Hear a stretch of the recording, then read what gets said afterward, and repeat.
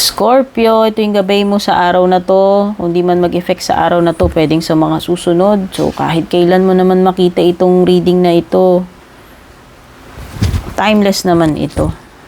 Okay?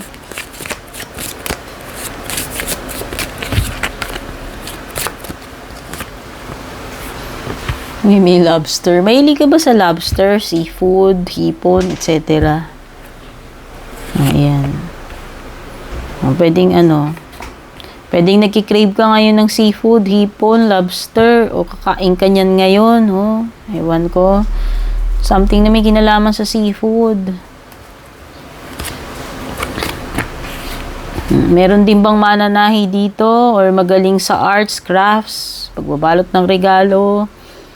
Okay, so pagdating sa financial, alat ngayong araw na ito, Scorpio, ha?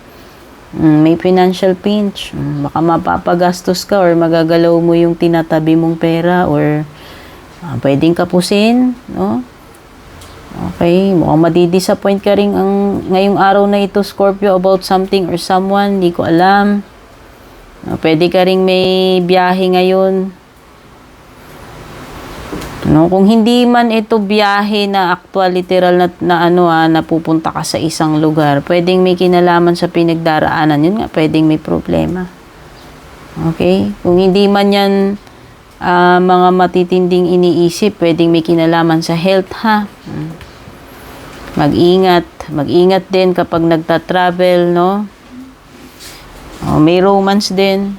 Ngayong araw na ito, mukhang kompleto may araw mo, kaya lang hindi maganda pagdating sa financial, tsaka may disappointment. Okay?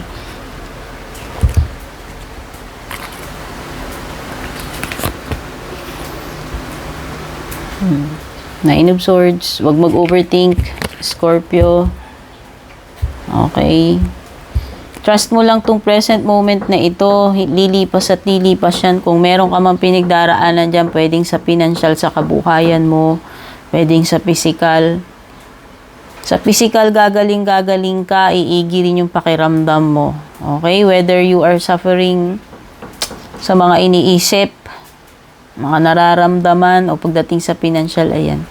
Trust the present moment lang, Scorpio. Huwag mo i-curse tong moment na to. Lilipas at lilipas din yan. You will survive, okay? Take care.